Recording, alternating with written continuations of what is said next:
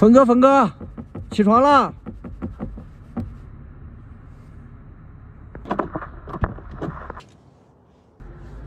峰哥，你昨天晚上几点钟到的？ 3、4点了嘛，从日茶寺过来。来，坐，来，先上来坐一下。来几天了，小陈？都来4、5天了，一点都没有活。这可咋弄呀？这咱俩这一点活都没有。你打算怎么出去？反正就2种方式嘛，一种咱们直接空放到成都，再一种坐车回哲尔木，再不济我把你背出去。那有没有做饭的东西？我有，这是卡式炉啥的我都带着。 咱去超市买点东西就行了，我这里做，尝尝我的手艺。哎呦，就出去吃吧，这做多麻烦。在这太贵了，走，咱又没事，走吧。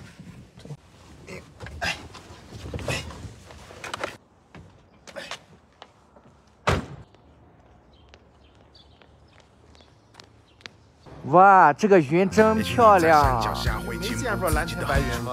没有见过。哎呀，见过了。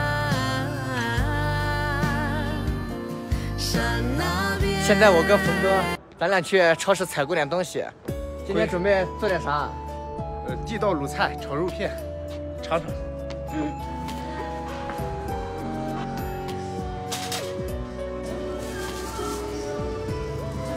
有那种大蒜没有？不知道呀。它这个是独头蒜，应该是这边的特色，就是一个。哦，就这一个是吧？哎，对。那拿上2张吧，3张也可以。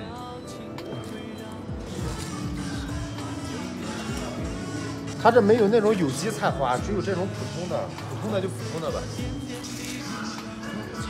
再拿2张馒头吧，你吃几张？4块钱2张。一人2个吧。一人2张吧哈。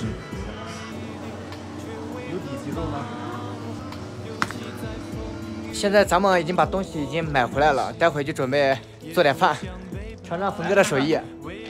洗洗手开始做了哈。 先把这洗一下来。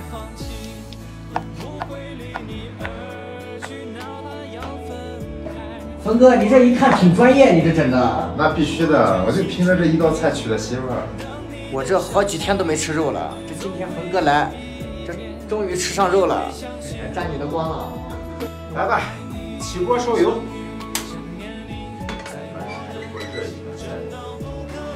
这3700多的海拔，这能做熟吗？ 就是有点多，做的绝对可以。这一锅有点多了，走吃饭去。好。来吃饭。